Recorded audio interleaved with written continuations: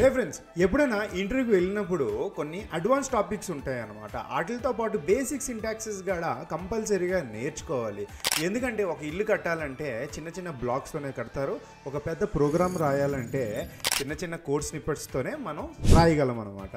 ఇప్పుడు ఇంటర్వ్యూయర్ మిమ్మల్ని కూర్చోబెట్టుకొని ఈ క్వశ్చన్ చూపెట్టి దీనికి అవుట్పుట్ ఏంటని చెప్పి అడగచ్చు అనమాట.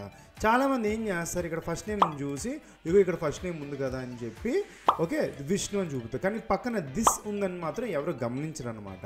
కానీ మీరు ఎక్స్పెక్ట్ చేసిన ఆన్సరు అదే, అంటే మనకు ఆన్సరు విష్ణు అని చెప్పే వస్తుంది అనమాట. ఓకే, అంటే ఇలాగా అవుట్పుట్. సపోజ్ ఈ మిడిల్లో ఇంటర్వ్యూయర్ మిమ్మల్ని constant first name is equal to Vishnu మంచు అని ఇస్తే ఇప్పుడు ఏం ప్రింట్ అవుతుంది అంటే ముందుగా ఇచ్చిన విష్ణు ప్రింట్ అవుతుందా, లేకపోతే విష్ణు మంచు అని చెప్పి ప్రింట్ అవుతుందా?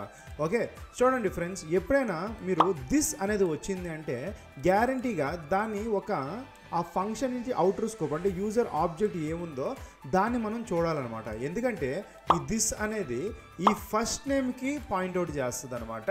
అండ్ నేను ప్లే చేసిన నాకు ఆన్సర్ ఫస్ట్ నేము అదే వస్తుంది, విష్ణు అనే వస్తుంది అనమాట. సో ఇది నచ్చిందని చెప్పండి. అండ్ దిస్ గురించి బాగా నేర్చుకోండి. Thank you so much. ఏం ఈ పనుల్లో కనిపించలేదు, పైగా ఫిజికల్ కానీ మెంటల్ కానీ స్ట్రెయిన్.